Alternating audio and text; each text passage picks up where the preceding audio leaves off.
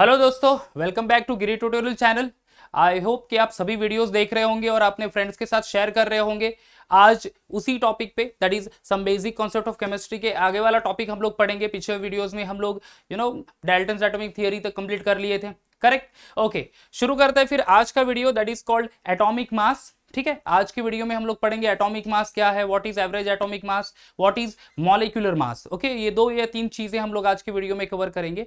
Guys, ये video बहुत ही इंपॉर्टेंट रहेगा those who want to understand what is that mole concept और what is number of moles. ठीक है, ये वीडियो इंपॉर्टेंट रहेगा किसके लिए? To understand the mole concept. And दो स्टूडेंट्स जो स्टूडेंट्स जेई और नीट की तैयारी करते हैं उनको पता ही है एक्चुअली कि some basic concept of chemistry में से सबसे इंपॉर्टेंट टॉपिक क्या है? मोल कॉन्सेप्ट या फिर द नंबर ऑफ मोल्स। ठीक है guys, so number of moles को समझने के लिए ये पर्टिकुलर चीजें आनी बहुत जरूरी है। कौन सा वाला? पहला तो हो गया एटॉमिक मास, दूसरा हो गया average atomic mass, okay, and the third one is molecular mass. The most important part is actually the molecular मास।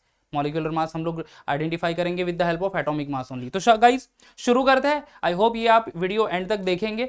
यहाँ पे हम लोग एटॉमिक मास पढ़ेंगे, देन एवरेज एटॉमिक मास, और उसके बाद फिर हम लोग जाएंगे कहाँ पे? मॉलिक्यूलर मास पे। क्लियर? ओके, चलो फिर शुरू करते हैं एटॉमिक मास। देखो guys, each and every element, हर एक एलिमेंट का कुछ मास रहेगा। Okay, each and every element do have a specific mass over there, बराबर है, and that is its characteristics property actually, बराबर है। And that this one atomic mass is actually express in unit that is called AMU। ठीक है, I repeat, हाँ, हर एक element का कुछ स्पेसिफिक मास होगा, वो उसकी डेफिनेटली कैरेक्टरिस्टिक्स प्रॉपर्टी रहेगी, और वो मास किस में एक्सप्रेस करेंगे? AMU। This full form of AMU stands for atomic mass unit. Understood? The full form of AMU is nothing but atomic mass unit. ठीक है, ओके, अब ये एटॉमिक मास यूनिट है क्या चीज, ये समझ लेते हैं पहले। Okay, what is this atomic mass unit? देखो गाइस, एटॉमिक मास यूनिट ये मास है exactly equal to the 1/12 mass of carbon 12 isotopes. Okay, atomic mass is nothing but what? It's a mass of 1/12 mass, और it is equal to 1/12 mass of carbon 12 isotopes. अब यहाँ पे word आ जाएगा कि what is this isotope. Okay, पहले समझ लेते हैं कि आइसोटोप क्या है। आइसोटोप बच्चों होता है सिमिलर एलिमेंट का। ठीक है, आइसोटोप किसका होता है? सिमिलर एलिमेंट का। अब हम लोग एग्जाम्पल ही देख ले तो कार्बन के 3 आइसोटोप्स है, 3 आइसोटोप्स जिसमें सबका एटॉमिक मास अलग एंड एटॉमिक नंबर अलग। देख for example here C612, C613, C614, बराबर। अब ये देखो, ये 3 आइसोटोप्स मैंने लिखे हैं। यहाँ पे नीचे लिखा हुआ वो atomic number. Guys, atomic number क्या है? Atomic number is the the number of proton present in the nucleus और the number of electron revolving around the nucleus, correct. Okay, ये ऊपर लिखा हुआ ये चीज क्या है? That is called atomic mass actually. Okay, that is nothing but the atomic mass. So that we'll going to see in detail, और roughly कैसे हम लोग फाइंड करते हैं वो, that is sum of the proton and neutron। तो एक में 12 है, 13 and the third isotope having 14। ठीक है, तो same atomic number different mass number, that is called to be isotopes. और यहाँ पे स्टैंडर्ड जो कौन सा है, वो स्टैंडर्ड है कार्बन 12 आइसोटोप्स। ठीक है, carbon 12 isotope, it is considered as a standard over here to find out the atomic mass of each and every element। ठीक है, so मैं क्या बता रहा था about the atomic mass unit? Atomic mass unit is exactly equal to I can write over here that 1 AMU,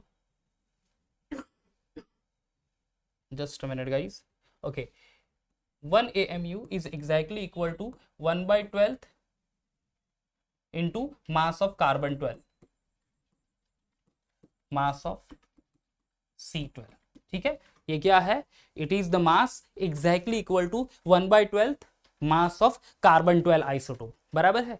carbon 12 isotope का 1/12 part that is exactly equal to 1 AMU। समझ में आ गया क्या है? अंडरस्टूड क्या है? 1 AMU यानी कितना mass? Mass that is exactly equal to 12 part of the carbon 12 isotopes, you can say, okay, 12 part of the carbon 12 isotopes और mass of the carbon 12 isotopes। समझ में आ गया? okay, तो फिर 1 AMU का exact mass कितना होगा? that will see over here, you can see over here the calculation। 1 AMU definition क्या है? that is the mass exactly equal to 1/12 mass of the carbon 12 isotopes, बराबर है। okay, तो mass of carbon 12 isotopes is 1.992648 into 10⁻⁻23 ग्राम। बराबर है. Okay, so 1/12 into that value will be 1.66056 into 10⁻24 gram. In short 1 AMU is exactly equal to this particular value. कितना? 1.66056 into 10⁻24 ग्राम. बराबर है. Okay, देखो, in early days of chemistry atomic mass is express in AMU. Nowadays this AMU is replaced by small u.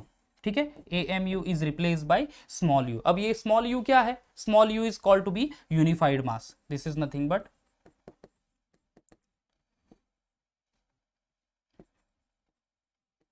Small u is nothing but unified mass. समझ में आ गया? Okay, तो अभी हम लोग जो एक्सप्रेस करेंगे या फिर हम लोग जो एवरेज एटॉमिक मास देखेंगे that is in terms of a u. Okay, will going to write the unit. क्या लिखेंगे हम लोग? u only. That u stands for unified mass. समझ में आ गया?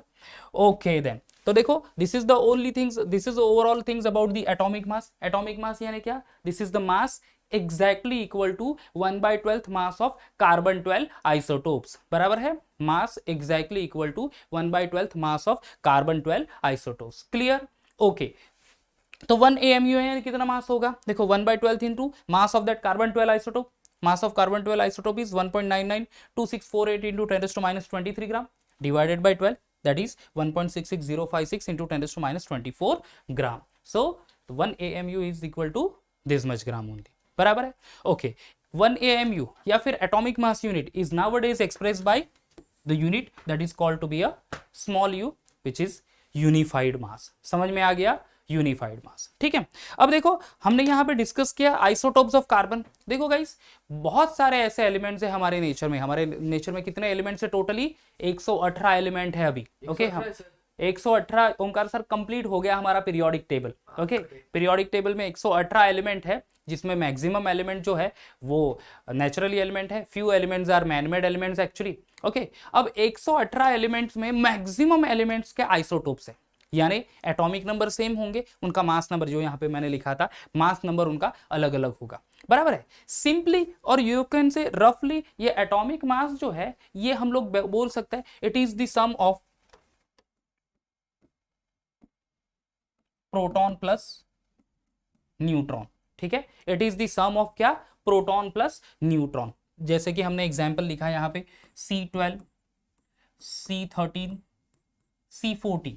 बराबर है? ओके, अब ये 12, 13, 14 क्या एक्सप्रेस कर रहा है? कि एडिशन ऑफ दिस और सम ऑफ प्रोटॉन एंड न्यूट्रॉन. यहाँ पे जितना एटॉमिक नंबर उतना ही प्रोटॉन रहेगा. तो 6 proton 6 neutron, 6 + 6 12. Over here 6 proton 7 neutron, 6 + 7 13, 6 proton and 8 neutron, 6 + 8 14 only. ठीक है, तो यहाँ पे देख लो, तो ये एटॉमिक मास डिफरेंट है. Okay, and that is called to be isotopes, and each and every element do contains the maximum isotopes, and that different atomic mass is nothing but the sum of proton and the neutron. समझ में आ गया? Okay, अब ये तो हो पता चल गया हमें कि मैक्सिमम एलिमेंट्स के आइसोटोप्स है. अब मैक्सिमम एलिमेंट्स के उनके रिलेटिव अबंडेंस भी अलग अलग होंगे अर्थ क्रस्ट पे. हमारा अर्थ ही एक प्लैनेट ले ले हम लोग, तो फिर कार्बन 12 का कुछ परसेंट होगा, कार्बन 12 आइसोटोप्स नेचर में प्रेजेंट होगा. ओके, कार्बन 13 कुछ अमाउंट में प्रेजेंट होगा, कार्बन 14 कुछ अमाउंट में प्रेजेंट होगा. वैसे बहुत सारे एलिमेंट्स के अपने अपने आइसोटोप्स अलग अलग परसेंटेज में प्रेजेंस होंगे. अंडरस्टूड? और उसके वजह से क्या हो रहा है कि एक टर्म इंट्रोड्यूस कर लिया साइंटिस्ट ने, that is called as average atomic mass. Okay, that is called as average atomic mass. अब एवरेज एटॉमिक मास क्या है? किसी भी स्पेसिफिक एलिमेंट के number of isotopes into its this one abundance, relative abundance, कितना presence है earth crust में. Okay, इन सब का multiplication, the sum of those relative abundance at the the atomic mass, and then divide by that specific coefficient number. जितने भी isotopes है उतना मीन ले लिया सिंपली. ओके, तो हमें मिल गया एवरेज एटॉमिक मास. यहाँ पे देख लो, एवरेज एटॉमिक मास हम लोग कार्बन का देखेंगे. सो 3 आइसोटोप्स है कार्बन के, C12, C13, C14. बराबर है? एटॉमिक मास कितना है इन terms of unified mass of C12? 12.0000. Carbon 13 का 13.00335. And what about carbon 14? 14.00313. और इनका प्रेजेंस कितना है अर्थ क्रस्ट में इन टर्म्स ऑफ परसेंटेज? कार्बन 12 का है 98.892, carbon 13 1.108, and carbon 14 2 into 10⁻10%। Clear हो गया? ओके, अब इन सब का atomic mass into relative abundance plus atomic mass of C13 into relative abundance plus atomic mass of this one carbon 14 into relative abundance divided by 3 because total 3 isotopes are there.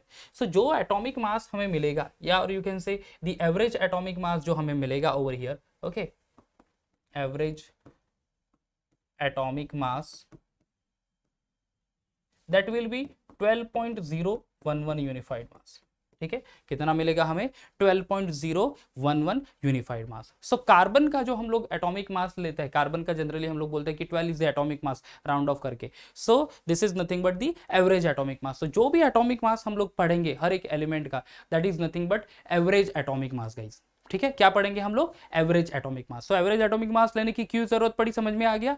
क्यों? क्योंकि elements के isotopes होंगे और isotopes के अलग अलग मास और उनका प्रेजेंस होगा अर्थ क्रस्ट में कुछ डिफरेंट प्रपोर्शन में. ओके, तो देखो अगर कार्बन है कंबाइन विथ ऑक्सीजन, अब आपको आइडेंटिफाई करना पड़ेगा कि कार्बन 12 ऑक्सीजन के साथ कंबाइन हुआ टू फॉर्म्स कार्बन डाइऑक्साइड, या फिर carbon 13 combine with O2 to form CO2, या फिर carbon 14 isotopes attach with oxygen to forms CO2. अब कोई भी आइसोटोप्स हो सकता है वहां पे, बराबर है. मैक्सिमम चांसेस तो पहले वाले के हैं क्योंकि उसका प्रेजेंस ज्यादा है अर्थ क्रस्ट में, but still there might be a chance कि थोड़े बहुत तो चांसेस है कि C13 या फिर C14 भी कंबाइन हो जाए ऑक्सीजन के साथ. ओके, इन दैट केस कि we need to identify this what is actually the isotopes, and instead of that actually हमने यहाँ पे ले लिया जो कंफ्यूजन दूर करने के लिए एवरेज एटॉमिक मास ओनली. समझ में आ गया गाइस? ओके, तो ये जरूरत पड़ी to find out the average atomic mass, and it is simply the presence of those or atomic mass of those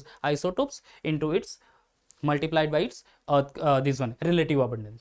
clear हो गया? ओके, तो जो भी एटॉमिक मास हम लोग पढ़ेंगे फॉर द एलिमेंट्स, ओके, वो सारे क्या होंगे? एवरेज एटॉमिक मास. समझ में आ गया? ओके, चलो तो फिर आगे बढ़ते हैं. कार्बन का मैंने बता दिया, कार्बन का एवरेज एटॉमिक मास है 12. उसी तरह से हाइड्रोजन का है 1.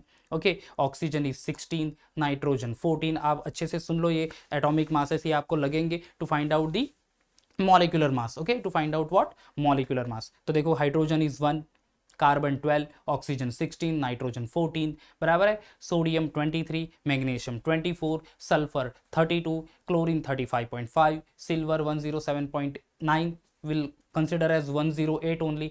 ओके, तो ये सारे एटॉमिक मासेस हो गए ऑफ फ्यू एलिमेंट्स, और इन्हीं का यूज करके हम लोग फिर मॉलिक्यूलर मास फाइंड आउट करेंगे. ठीक है, सो शुरू करते हैं फिर दूसरा टॉपिक, जो आखिरी टॉपिक है इस वीडियो का, that is molecular mass. Will see what is molecular mass is. हमने एटॉमिक मास पढ़ लिया, हमने एवरेज एटॉमिक मास पढ़ लिया.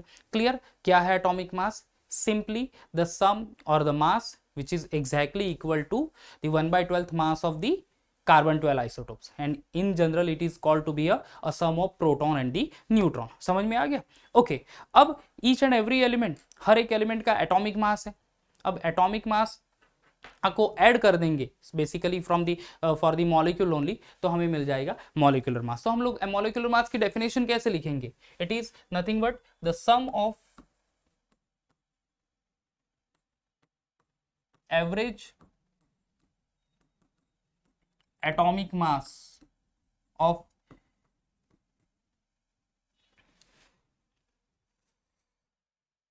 average atomic mass of the element present in a molecule.